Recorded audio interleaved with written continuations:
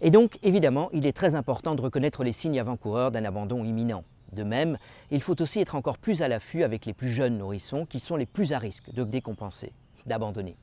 Il n'existe en fait pas de règle, mais un enfant qui devient progressivement moins actif, mange de moins en moins, est un enfant qui n'est pas stable et demande certainement une surveillance étroite. Par ailleurs, une respiration qui devient plus rapide est à risque de fatiguer plus rapidement aussi. Ainsi, par exemple, un nourrisson d'1 mois respire normalement moins de 55 fois par minute et habituellement autour de 35 fois par minute. Un enfant de 1 an respire normalement moins de 40 fois par minute et habituellement autour de 30 fois par minute. Un enfant de 2 ans respire normalement moins de 30 fois par minute et habituellement autour de 25 fois par minute. Parfois, les enfants sont tellement fatigués qu'ils commencent à respirer moins vite qu'ils ne le devraient pour lutter efficacement contre la maladie.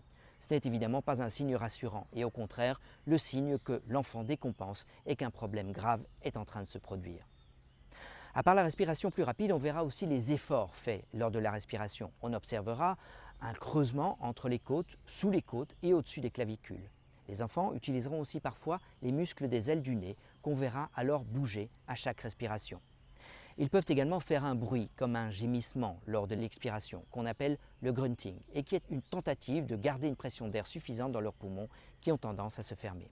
Alors lorsqu'on observe ces signes chez les jeunes enfants ou chez les nourrissons, il est vraiment temps d'aller voir le médecin et une hospitalisation s'imposera probablement aussi dans ces cas-là.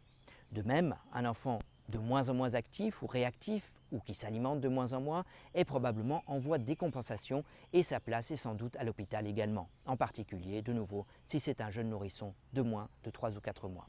La fatigue, la respiration rapide et parfois la fièvre en plus amènent aussi ces enfants à se déshydrater, une situation touchant en particulier de nouveau les plus petits nourrissons. Certains enfants sont aussi plus à risque de développer une bronchiolite sévère parce qu'ils ont une maladie chronique sous-jacente ou qu'ils sont nés prématurément, en particulier ceux souffrant d'une maladie cardiaque et ou pulmonaire. Chez ces enfants plus fragiles, les premiers signes de bronchiolite doivent rapidement mener à une consultation médicale parce que l'évolution de la maladie peut être rapidement dangereuse.